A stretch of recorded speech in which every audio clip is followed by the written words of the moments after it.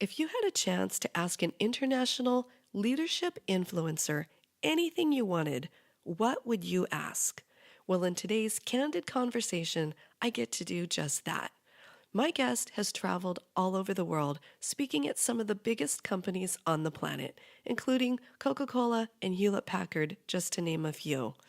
And not only does he speak on leadership, he also helps entrepreneurs unpack their story so they can connect with their target market.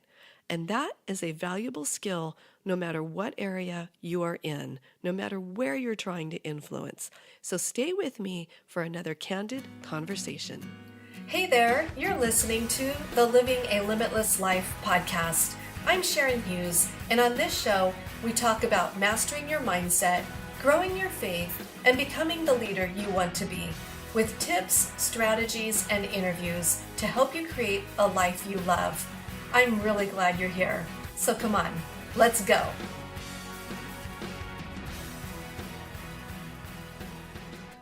Joining me is an international speaker, influencer, and his clients include Coca Cola, Hewlett Packard, and Fuji Xerox, just to name a few. Please welcome to the show, Mr. Colin Boyd. Hey, great to be here, Sharon. Thank you so much. You know, I just stalked your profile as I do with all of my guests, and just reading up on you, you are such a powerful communicator, and you're so passionate about sharing with people how to share their stories and also how to help people become better leaders. And that's something that I just love so much. So how did you come into this space? So for me, I finished college. You would call it college. I was in Australia at the time. We live in the US now, but I finished university, came out with like a marketing degree. I didn't know what I wanted to do, so I chose marketing and human resource. I thought that's kind of broad enough. That would cover a few things. And went into corporate training essentially. And I was doing that for a number of years, really liked it, but I got made redundant. And I don't know if you've ever had that experience, but that redundancy experience made me ask the question of like, what do I actually want to do longer term? And at the time I started studying life coaching. So I was doing a life coaching diploma. And that essentially, I remember one time actually I was sitting in, this was kind of like around the moment where I'd come out of college and I was actually working a job in between my corporate training role. And I saw a trainer come into our organization and they delivered like a brainstorming session. And I remember just looking at them thinking, wow, that's what I want to do. And I didn't know what it was. And then I asked what they got paid. And it was like they got paid the amount that I got paid for my whole month for their like 2 hours of work. And I remember just thinking, okay, how do I get in that type of job? Right. And then so that evolved into me getting into corporate training, and then I got made redundant, became a life coach. And then very quickly in my first gig, I had the privilege of landing some really big corporations from a free speaking gig that I gave. And that kind of started my obsession along the journey of using speaking to grow my business, and then kind of teaching other people to use speaking to grow their business.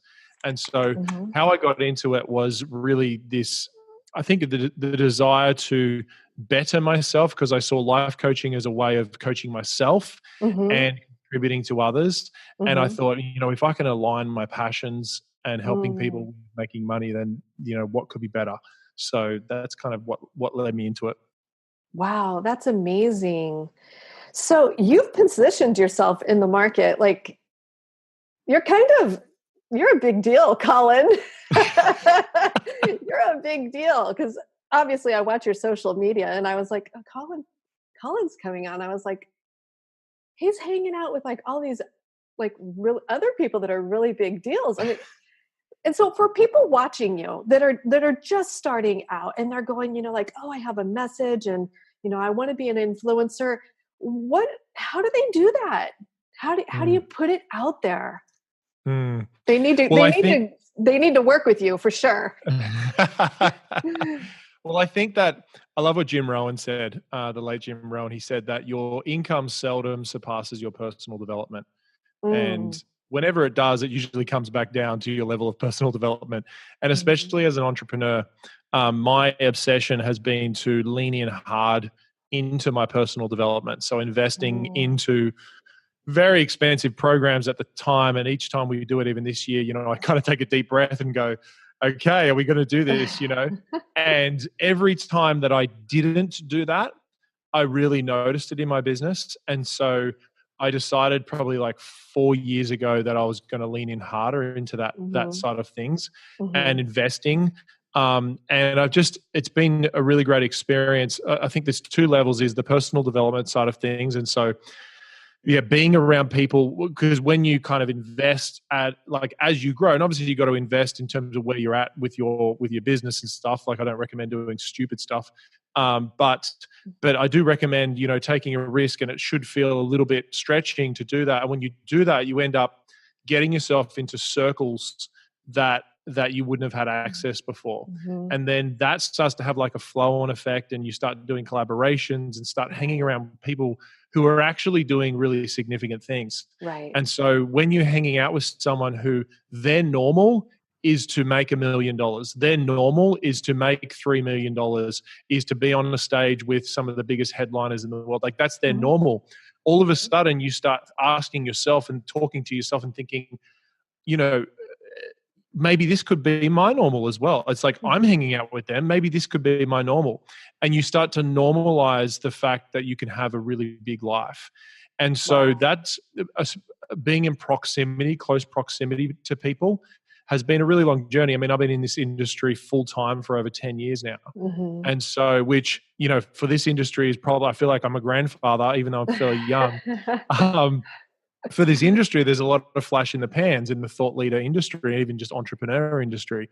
And so if you've been in this industry for any longer than 3 years, you're kind of like almost a grown adult in this industry. Like 3 years is like a long-term plan for most people. And so it's been a big journey along that process. I think another one is I love that I think it's Stephen Pressfield. He wrote that book around turning pro. And turning pro is essentially making a commitment to be consistent, to show up for your audience, and to build that trust and that credibility. And so most people will be like sporadic. You know a professional when they're showing up every day consistently for years. And you do that, and you create really great offers for your audience, and you build a business. It's that, it's kind of that simple. A lot of the time, it's kind of like when people ask, if someone lost a lot of weight, they're like, how'd you do it? And it's like, well, I just stopped eating as much and I exercised more. And it's like, well, I know how to do that. So most people actually know what they need to do, but they haven't made that commitment to fully turn pro. And so that would be, from a behavioral level and an emotional, mental level, the kind of the things that have made a big difference for me. Yeah. Yeah. The consistency I know is so key. And you offer a program to help people like really streamline their day and become more effective. Tell us about that program. So that was the program that changed everything for me. Now, what I used to be known for was productivity. And the reason why was, and it was very much productivity for creative people. And so it was for all those people who weren't David Allen. Because I fully respect David Allen, what he's done with getting things done. He's basically the biggest thought leader in productivity there ever was. But I looked at his system and I'm like, I can't do this system. This is too much detail. This is too much process. And so I built a system for people who wanted more flexibility. And so that program, we launched it as an online program. And, we ended up doing millions of dollars in it over the last couple of years. And it has literally changed my life. It's brought us to the US. I sell it on stages. And so back previous to what I'm kind of doing now, I was very much known for productivity for creative people. And so that process has changed my life, and probably 1,000 people will use it today. Like there is thousands of people around the world using it. And that was the intention in it. When I created it, I thought, how do I create a productivity program that would, like, if they only had a choice of one program their entire life, I wanted it to be that program. And so when I create stuff, like even with my new program, Sell from Stage Academy, my obsession is if someone could only choose one program around how to communicate persuasively on a stage or on a webinar, I want it to be my program. So it's like I just get obsessed with creating the most effective and fastest result-driven program in that particular category, and then that creates a conviction in me when I sell it.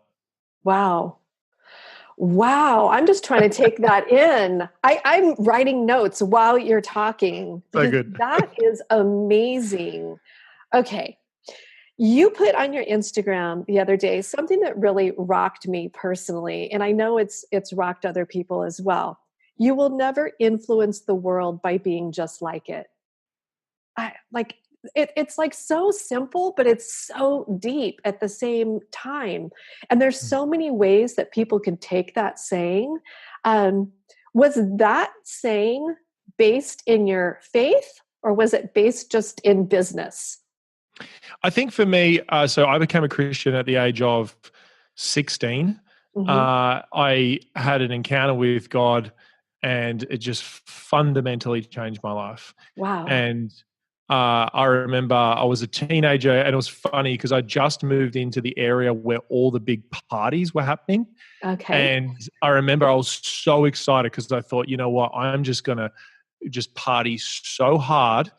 And I remember I gave my life to God, and my entire outlook on life fundamentally shifted like overnight. And obviously I've had to work out my salvation as I've gone, but it's like, it was funny because I felt like, oh, okay, like I actually didn't have this desire anymore to go out and just get wasted every Friday night because my values had like changed overnight when God came into my life. And so I think for me, I don't as much openly have a brand of being a Christian, but it's quite fascinating that a lot of people in our mastermind, a lot of people who come into our lives end up being Christians, and that's not my intention at all. Like my intention is to, when I'm building our business, I feel like part of my message, part of what I do, because I am obsessed about building the church, and we're a part of a church, a local church here in Orange County, and my obsession is about bringing the sophistication and the commercialization that the marketplace can bring, and helping the church to up level in like how they message things, how they run events, how they communicate their message, and also funding it. Like I feel a real calling to give on a significant level to fund the church and its mission and so forth. So for me, I'm not. That's not necessarily my brand, and like it's either or. It doesn't really bother me whoever has that brand, but it's more. I've just more kind of positioned myself as a guy who helps people to sell stuff, and yes, I'm a Christian as well. And if you get close to me, you'll feel my values, you'll feel that sort of stuff. On a random story, I remember. My first ever coach, I hired a life coach, and a really great guy, and he coached me. He wasn't a Christian, and I hired him, and he coached me and got to see my inner workings, and it was fascinating. Basically, my business accelerated. In fact, it ended up, doing a lot more high revenue than his business was doing. And through that process, he actually gave his life to God. Wow. And he attributes the experience of coaching me to giving his life to God. And then he hired me as his coach about a year later, because he's like, dude, whatever you're doing, I need to do that. Oh my gosh. And we're still good buddies now, and I love him dearly. And so it's such a fascinating experience, and the journey of faith in business and so forth. So yeah. That's such a great story. I love that. Oh my goodness. Okay. So another thing that you say so many great things, like, Guy, where do I stop? Okay. Cause this one also really got me. And I know this is going to get people that are stuck in all different areas of their life. Growth is painful. Change is painful, but nothing is as painful as staying stuck somewhere you don't belong. how many of us literally just sit here, whether you're a college student or maybe you're a stay-home mom or you're an entrepreneur that's been at it for years and you just feel like do I belong here? Or you're feeling stuck. So what advice would you give to somebody that just feels like they're stuck and they're wondering, do I belong here? Yeah, I think it was about 2 years ago. My wife and I, Sarah, had been talking about moving to the US, or maybe even 3 years ago. And I remember we were talking about the fact that we felt like a real calling to come to the US, and that because as much as sometimes I don't like to say it, the US is the center of the world. And especially when it comes to our industry and entrepreneurship and personal development, Australia is a great country. I just love it. It's the quality of life is insane. Everything's just simple and it just works. Yeah. But the US is a beast. It's the opportunity central. And so we're in that place, that limbo place of, do we, we've got a great life here. There was some things that were frustrating me about it, but also like the biggest thing was that we just felt like if we didn't come to the US and at least give it a go, even if it failed, I would feel like my life wasn't complete, or I'd feel like I hadn't gone after everything that I wanted. And so we asked the rocking chair question, which I think is just the most powerful question in the world, which is when you're 90 years old sitting on your rocking chair, would you look back on your life and regret not at least giving this a go? And our answer was yes, I would. Like, even if we came to the US and it failed, I would still be okay with it. I would feel better that it failed than if we didn't give it a go. And so we were kind of stuck in that limbo place of we were comfortable but also uncomfortable, if that makes sense. And there was this, we were on the kind of the hard side of the decision of we hadn't made the decision yet. But that question really made me rise up and take the courage to do it. I remember we landed in Irvine, which you would know, kind of in Orange County area. Right. We had 2 weeks of rent at an Airbnb, and that was it. And I didn't have any American clients, like any face-to-face American clients or anything like that. We were doing some like cool stuff globally and doing some promotions with our online courses, but I had no clients. I barely knew anyone. And I remember looking at my 2 little kids, they were 3 and 5 at the time, and just thinking, Daddy doesn't know what he's doing. But you can trust me. Like, and also that trust of, that we felt like the desires that had put in our heart, like God had put it in our heart. And so that we could trust him and work it out. And honestly, I just look back and I think the miracles that have occurred, like even the house that we live in, like we arrived with no credit. No one knew us. No one trusted us. And even though we had amazing financial record in Australia, the US does not care about any other country other than the US. Wow. And I didn't know that. Yeah, they don't. All the banks, we're talking institutions, like people will be fine, but the banks and even the rental properties and so forth. And so, but we walked into this place that we're in right now, and there was an older couple. They're like 90 years old, like literally. And we walk in and we said who we were, and we said we've got 2 little kids, and we said we would just moved from Australia. And they said to us, well, do you know what? We're actually English. We're American citizens now. But they're like, we're English. We had a 3 and a 5-year-old when we moved to the US, and we immigrated, and they're business owners as well. And they were like, we saw you 50 we saw us in you 50 years ago. They were like, you were so us. Neat. Oh, and so they literally were like, if you want this house, and we were in like a pretty amazing area. We're like 3 minutes from the ocean. And it's like a 5-bedroom house. It's incredible. And they were like, we saw us in you. And they were like, if you want the house, you can have it. Oh my gosh. And it's like those sort of moments, like you could call it luck, but I don't think it is. I think it's just like it's God's grace just opening up in our life. That's beautiful. And it just really beautiful reminding moments of like, I've got you. Like things will work out. Yeah. That's so cool. Thank you for sharing that. That's really going to encourage a lot of people. And it takes such a step of faith. Oh, it does. And I think I feel like a lot of, like, if your listeners are Christians, I feel like there's two types of faith. And this has been, I feel like, my message for when I speak in churches and so forth, is that there's faith for salvation, like you give your life to God. And I think a lot of Christians know what that's like, and you're saved, you've given your life to Christ.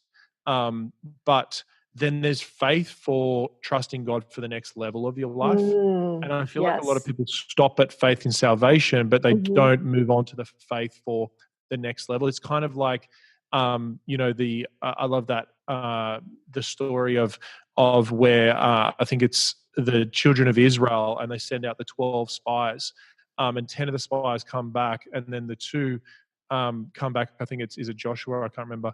But he says, the land is really scary. There are giants in there. There's giants, yes. There's giants in this land, but God promised us this land, so we have to go. And I just loved, like, that resolve, that faith level that he had, and everyone else were doubters. But they were all children of Israel. But there was like 10 doubters, and there was 2 that actually accessed the faith level that was needed for the promised land. And I feel like a lot of Christians aren't entering their kind of promised land because they're not taking that next level of faith of, like, trusting, like actually trusting God. It's kind of like, I know for me, I went on that journey with finances.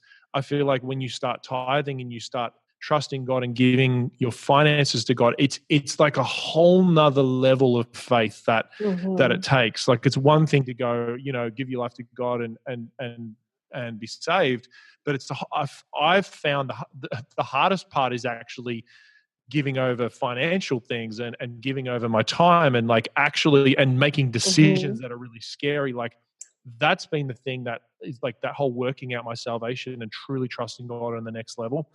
That's what I feel like part of my message is, to help people to do that. Yeah. Wow.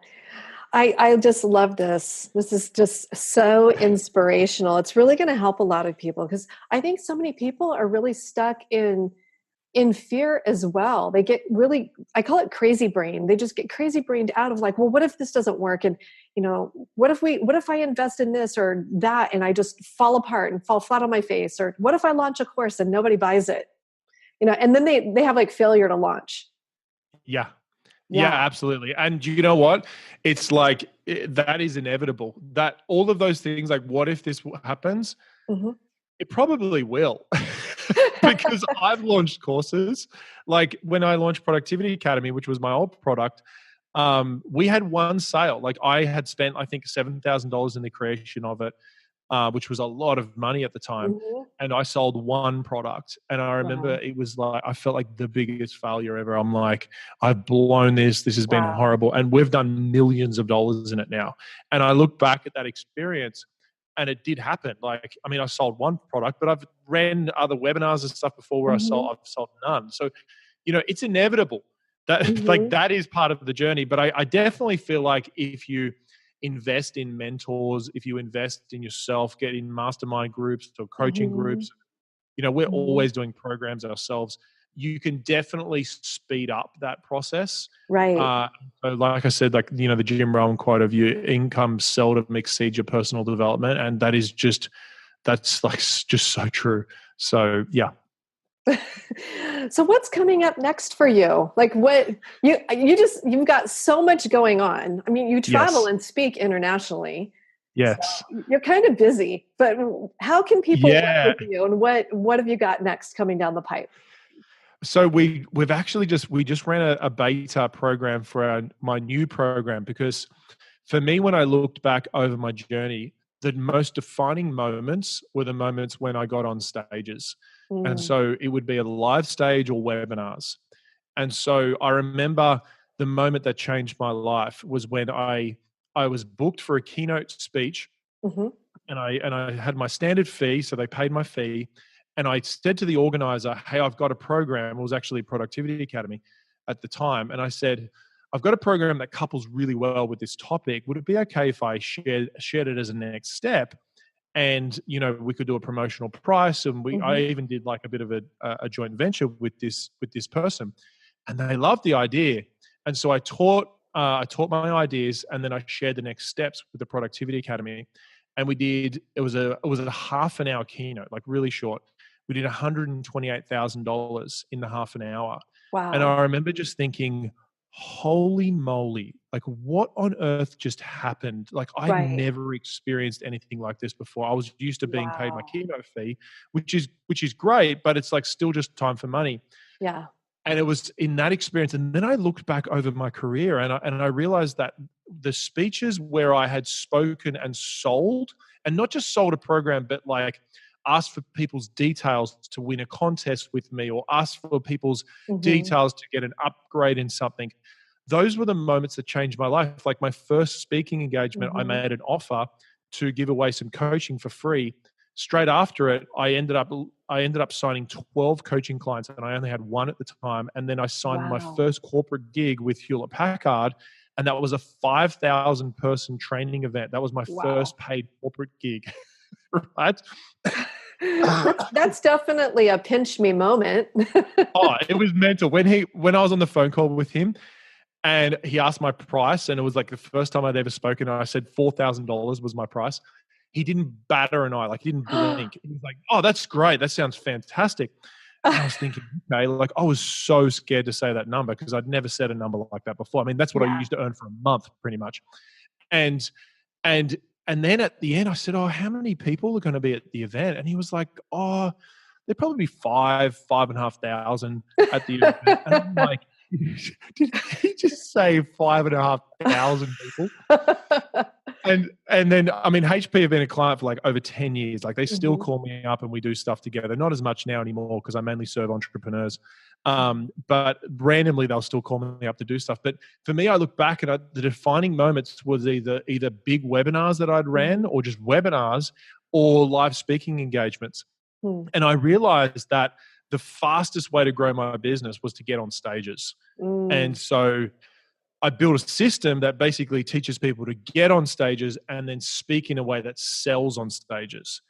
And so it's really designed for the next generation of people coming through, these thought leaders, these entrepreneurs. And it's quite fascinating. If you look at any top level influencer, like, like an Amy Porterfield or James Mhm. Wedmore, and, like these kind of guys who I actually get the opportunity to coach. I've coached all of them in their speaking engagements. And like they're all standing on stages. Any market leader stands on Mhm. stages. And so Mhm. if you want to be a market leader, you need to develop that skill. And that's you taking that identity, first of all, of saying, this is something that I want to work towards. And so I've just finished building a new program. It's called the Sell from Stage Academy. And Okay. essentially it's designed to teach online educators and experts to speak in a way that really touches people's hearts, shifts their thinking, and moves them to buy Mhm. in a really Mm. authentic way. That's kind of the messaging of Yeah. it. And I'm proud of it because we've gone all out. Like there's like drone footage. There's like, it's like a blockbuster product, right? And so I want people to have an amazing experience with it. And so we just finished creating that, and we're about to open it up for the first time at the end of May. So, but a part of that, That's I mean, for your exciting. listeners, something that they can get for free off me is a part of what I teach in that whole system is storytelling. Mhm. And I think most people want to discover their story. They know it's in there, but it's like they don't know how to uncover it sometimes. I And agree. there's a very specific method that I take people through to Mhm. uncover their story and then shape their story so that when they tell it, it actually sells their stuff without selling. Okay, and And that's at sellwithstoryguide.com? correct. Yeah. So they Ah, I can love grab it. it at sellwithstoryguide.com. And that's where I just take you through the steps in discovering your story and Mhm. then telling your story, because there's 3 secret ingredients that you need in your signature story to make sure that it sells. And so, yeah, they can grab that there if they want. So that's like a free resource for them. Well, your website has a lot of free content, even the videos that you put out Yeah. there. I was listening to one of your videos about leadership, of how to communicate with people and saying, I'd love to do this when you're speaking to your team. I just left the corporate world and I was thinking, Nobody in my office talked like that. Nobody said, I'd Mm, love to create this, or how about if we, and, just, and it sounds so unifying when leaders speak mm. like that. Yeah. Yeah. Yeah, like possibility. Well, that's Hmm. possibility and unifying language as Hmm. opposed to necessity driven language. Yeah, Yeah, because language shapes culture. And so, absolutely. and I mean, that's why I'm obsessed about speaking and selling is because Hmm. it's just language, Yes. and it shapes people's thinking, it changes people's lives. And my obsession, I mean, the core premise of this whole thing is that selling is essentially serving at the highest level. And so Hmm. people associate selling with like being pushy and sleazy and Right. inauthentic and awkward and all that sort of stuff. Hmm. And but at the core of selling, it is basically saying, "Hey, I'm creating an offer, a space for you that can transform your life in a particular area. And if you would like to enter that space, you're welcome to come in." And Yeah. that's essentially what good quality selling is. It's not pushy at all, and it's offering a space where you can serve people at a higher level. Right. I think people want to do business with other people that they feel that human connection with. So I think truly, no matter what anyone is selling, they need to grab Sell with Story Guide. And of course, I'll have that linked in the show notes. Right? I mean, even if you're selling t-shirts, like you've got to have Absolutely. a story, maybe something about how you ended up there or what you've overcome to get there. Yeah, Yeah. well, the power of story is that when you tell a story, people don't listen to your story. They find connections to their own story. And Mm. so, I mean, part of the guide you'll learn is that your story has nothing to do with you. Mm. Like when you tell your story, the story that the customer's listening to is their own. And they're making emotional, mental, neurological connections as you tell your story. And they're going, oh, yeah, I've experienced something like that, or I would like to experience something like that. And that's one of the Mm. powers of stories because our conscious mind goes unconscious and we actually get in a state of receivership. And that's Mhm. why it's such an influential piece in the journey. Wow, I love that. Wow. It's been such a pleasure having you. You are a wealth of information, and I just appreciate you giving up time in your day. I know you were at a little princess's birthday party this morning.